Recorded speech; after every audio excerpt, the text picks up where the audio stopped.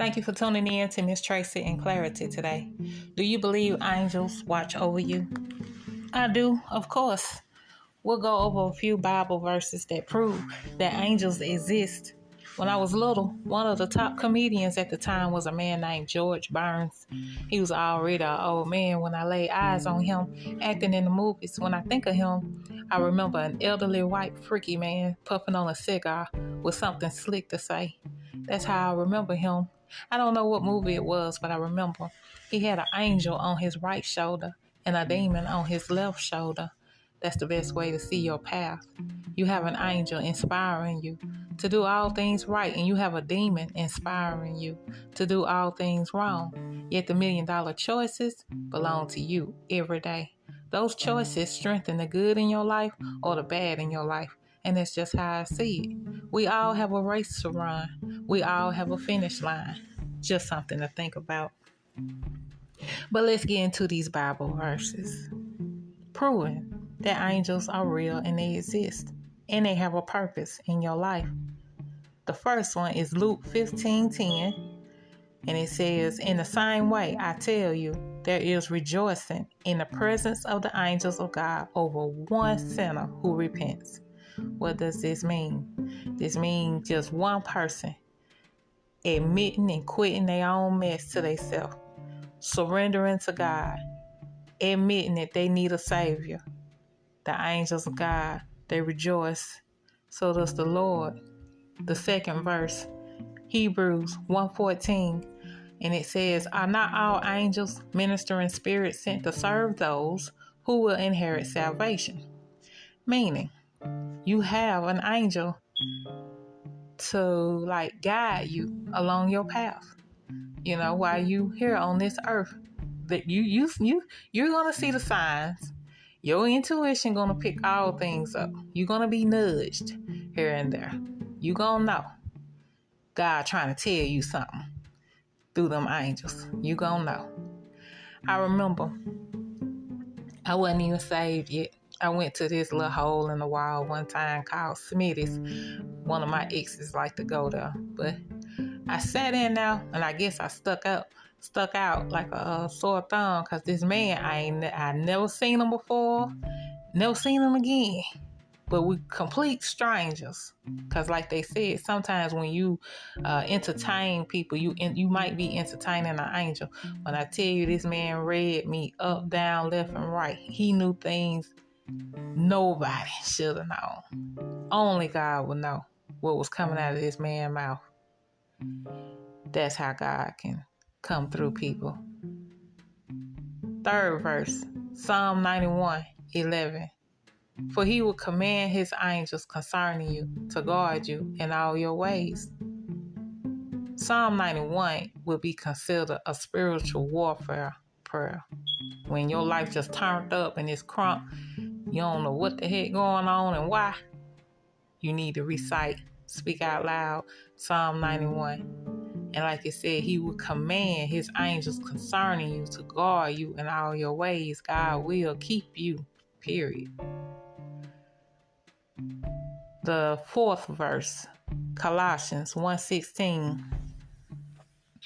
For in him all things were created, things in heaven and on earth, visible and invisible, whether thrones or powers or rulers or authorities, all things have been created through him and for him, meaning God, of course.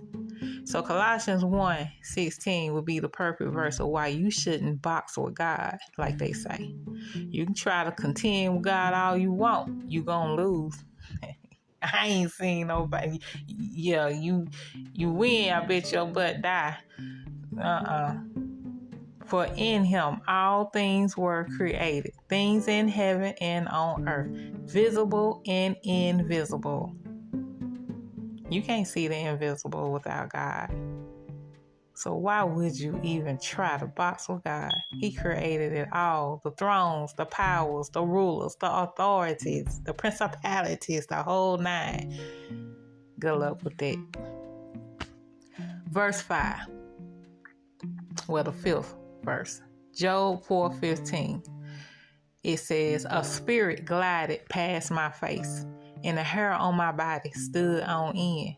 This why people get goosebumps. This why you could, if you've had any paranormal experiences, you know when you're not in the room by yourself. You could be getting close to God. You could just having a spiritual experience, you know. Those that know.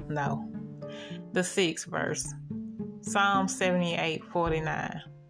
It says, he unleashed against them his hot anger, his wrath, indignation, and hostility, a band of destroying angels. A band of destroying angels. Meaning they ain't coming to hold your hand and pamper you. They coming to destroy.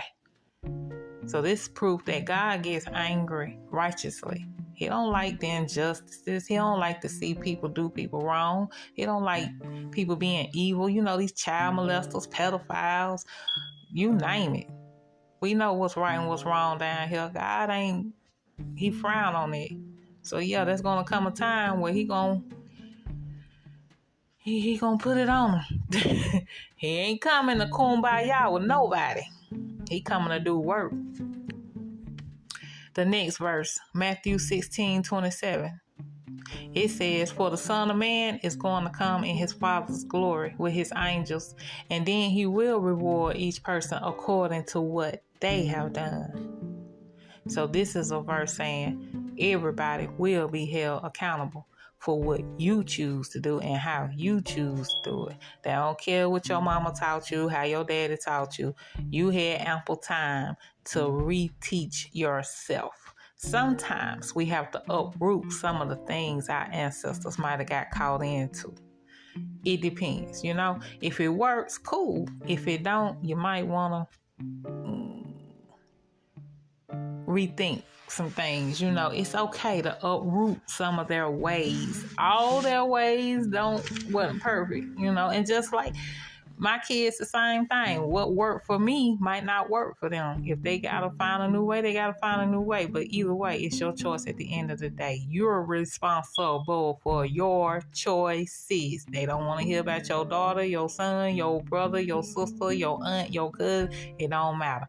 The $1 million decision is always yours at the end of the day. When God comes for us, he gonna be with us one-on-one. You can't blame it on nobody but yourself. So be careful with the choices and words and actions you're getting into. Next verse. Matthew 24:35. Heaven and earth will pass away, but my words will never pass away. So this is why we should watch what's coming out of our mouth. Heaven and earth will pass away, but my words will never pass away. That show you how powerful the words are. But everything that you see stands on words. And that's a whole nother ball game there. And I'm not God. I'm going to let him fill in that $1 million blank when he come back. But I just accept that the spoken word is that powerful. It keeps things in order. That shows you that the word is more powerful than heaven and earth itself. Everything stands on it. From the cosmology to the earth, to life itself, to time. It all stands on a word. Because all things were created by his word. Next verse, in the last verse. Luke 4:10. For it is written, he will command his angels concerning you to guard you carefully. One more time. It is written, he will command his angels concerning you to guard you carefully. So know that you are divinely protected. If you got in that baptismal water, God got you. Period. No matter what come your way, how it come your way, you are divinely protected. So let the shots and arrows fly. At the end of the day, those tables will always turn. I ain't seen it fail yet. I don't even know why people try, but they do. People think they can contend with God. People think they can box with God. People don't want to acknowledge God. They think He a fairy tale. They think you crazy for even believing in something that you can't see. Okay. This spiritual life is no game. But whatever you go through, one more again, you are divinely protected. Those 9 verses are clear enough for me. Hopefully they are for you too. At the end of the day, it's up to God to impress your heart with His words. It's been set in stone in my heart that angels help us. They guide us. They protect us. They fight for us. I was watching an interview with former President Barack Obama, and I love the way he said it. He looked the interviewer dead in the eye, and he said with assurance that he knew he didn't walk alone. His exact quote was, "I know I don't walk alone, and I thank God that I can walk in that same assurance." Will you? Are you? You don't have to feel like you're doing life alone. You don't have to feel like you by yourself. That's the power of God. Just something to think about. Even when you feel alone, you're never alone. You have to accept that. And just going forward from personal experience, I've had my times where I've been surrounded by people. I wish my phone would ring one more time. I've had those times. When my phone dry, God, you got people knocking on the door all day, every day, coming in and out the house. Where God got me right here, right now, no. Y'all, I don't want that much company. Now, in my 20s, yeah, that was cool. Maybe my early 30s, but 40s, yeah. I'll see you when I see you. I'll talk to you when I talk to you. Because it takes a lot of your energy, Imagine 4, 5 people, because everybody go through something. You got 4, 5 females on your phone. This one got a problem. That one got a problem. This one got something to say. That one got something. Ooh, can you imagine trying to referee all that and then you got kids? Not me. I'm cool with my quiet life. Yes, I am. But yes, Miss Tracy know what it's like to be crunk. I know what it's like to be out and about.